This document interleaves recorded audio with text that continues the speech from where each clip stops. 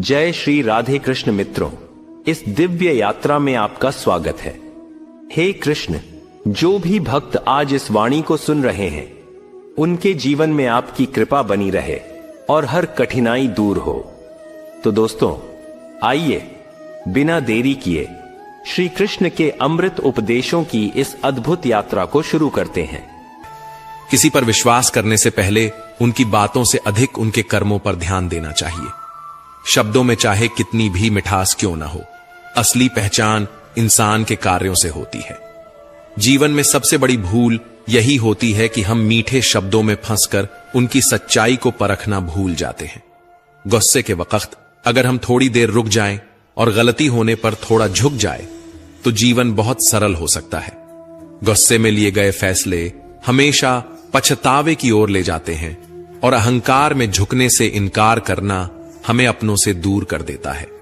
जो पानी झुककर बहता है वह अपनी मंजिल तक पहुंचता है, लेकिन जो रुक जाता है वह कीचड़ बन जाता है। ब्रह्मांड की सारी शक्तियां पहले से ही हमारे भीतर होती हैं, लेकिन हम ही अपनी आंखों पर हाथ रखकर अंधकार की शिकायत करते हैं। हम रोशनी की तलाश में बाहर भटकते रहते हैं, जबकि उजाला हमारे भीतर ही होता है। अंधकार को कोसने के बजाय बस अपनी आंखें खोलने की देर है। अगर हम उन परिस्थितियों की चिंता में उलझे रहते हैं जो हमारे नियंत्रण में नहीं हैं, तो हम न केवल अपना समय बर्बाद करते हैं, बल्कि भविष्य में पछताने के लिए खुद को तैयार भी कर लेते हैं। जीवन हमें हर दिन एक नया अवसर देता है, लेकिन हम अपना आज खोकर या तो बीते कल के बारे में सोचते रहते हैं या आने वाले कल की चिंता में उलझ जाते हैं। हमेशा भलाई करते रहो, जैसे बहता पानी। जैसे बहते पानी में कचरा अपने आप साफ हो जाता है, वैसे ही आपकी अच्छाइयां आपके जीवन से नकारात्मकता को बहा देंगी। किसी की बुराई पर ध्यान देने से बेहतर है कि अपनी अच्छाइयों को इतना मजबूत बना लिया जाए कि बुराई खुद ब खुद निष्क्रिय हो जाए।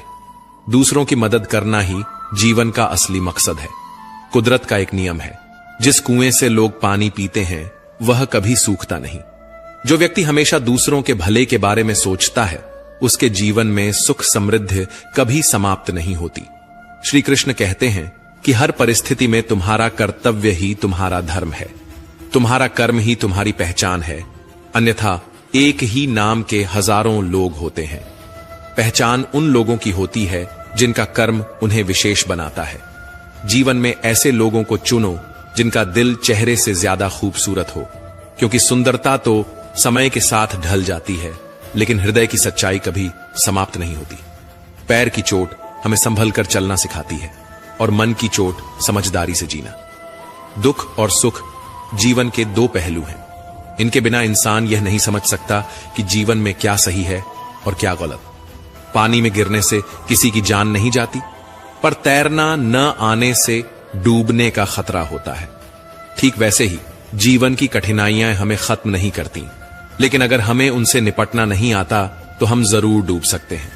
हालात कभी समस्या नहीं होते, समस्या तब बनते हैं जब हमें उनसे लड़ना नहीं आता। सबसे कठिन हालात ही हमें मजबूत बनाते हैं और हमें हमारे वास्तविक सामर्थ्य का एहसास कराते हैं। अपनी भावनाओं को नियंत्रित करना सीखो, क्योंकि हमारे अधिकतर दुख हमारी भावनाओं में बहने के कारण ही आते हैं। भावनाओं का होना जरूरी है, लेकिन उन पर नियंत्रण न होना ही असली परेशानी है। काबिल लोग न तो किसी से दबते हैं, न ही किसी को दबाते हैं।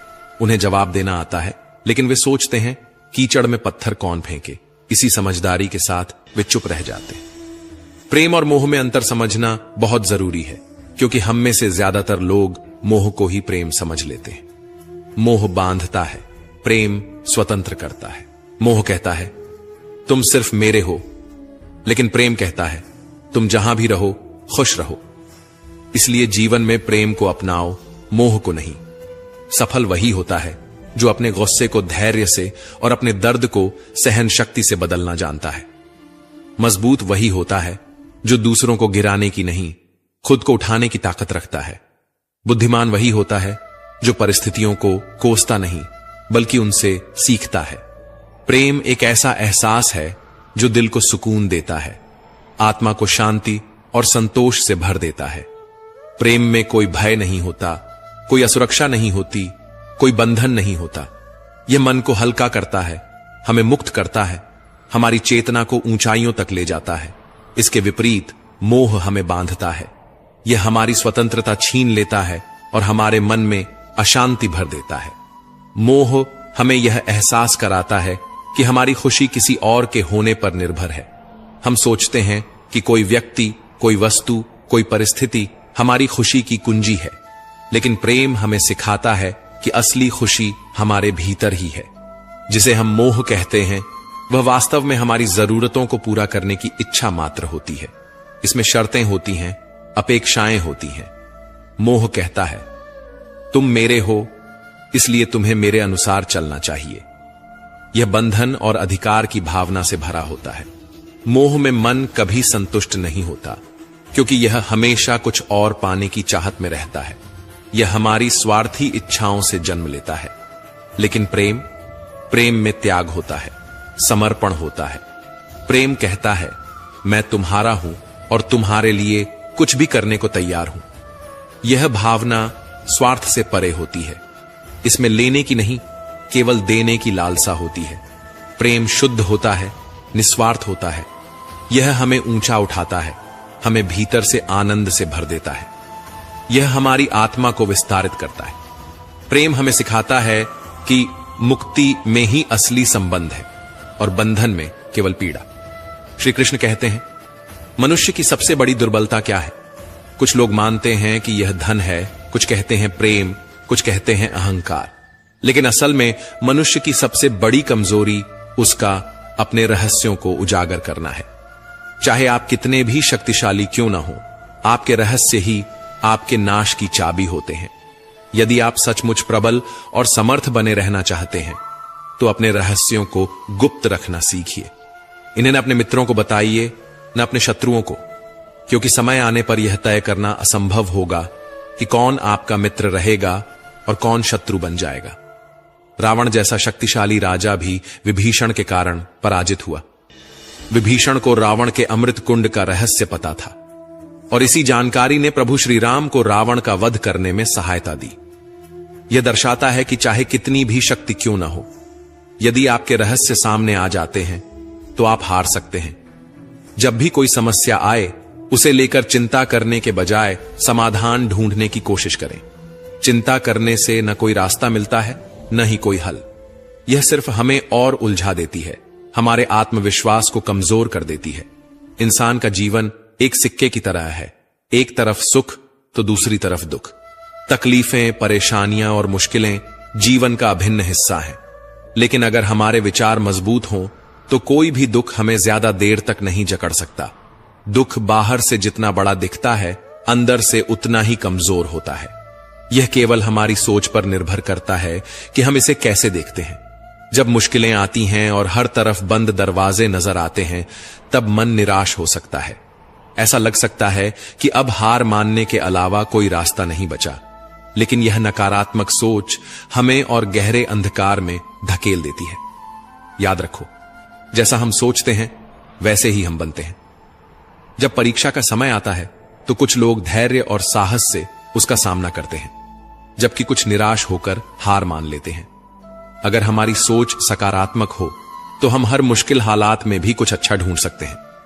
कई लोग परीक्षा देने से डरते हैं और कुछ कम अंक पाने पर इतनी निराशा में डूब जाते हैं कि जीवन समाप्त करने की सोचने लगते हैं। लेकिन यह समझना जरूरी है कि यह स्थिति जीवन का सिर्फ एक छोटा सा हिस्सा है। यह अस्थायी है और इससे घबराने की कोई जरूरत नहीं। जीवन लंबा है और हर परेशानी के बाद सुख जरूर आता है। जब भी जीवन में दुख या कठिनाई आए, तो याद रखना कि उसे सहन करने की शक्ति ईश्वर देता है। जिस तरह रात के बाद दिन आता है, वैसे ही कठिनाइयों के बाद सुख की धूप जरूर खिलती है। श्री कृष्ण कहते हैं, आलस्य को आज से ही दूर कर दो, वरना यह धीरे धीरे तुम्हें बर्बाद कर देगा। सफलता के दरवाजे तक पहुंचना है तो मेहनत की चाबी को घुमाना ही पड़ेगा। सपने देखने से कुछ नहीं बदलता, उन्हें पूरा करने के लिए कर्म करना पड़ता है। जीवन में कुछ भी पाने के लिए पहले खुद को जगाना पड़ता है, क्योंकि जो सोया हुआ है वह कुछ भी नहीं कमा सकता। जो तुमसे तंग आ जाए उसे छोड़ दो, क्योंकि बोझ बनकर किसी की यादों में रहने से बेहतर है कि स्मृति में एक अच्छी जगह बना लो।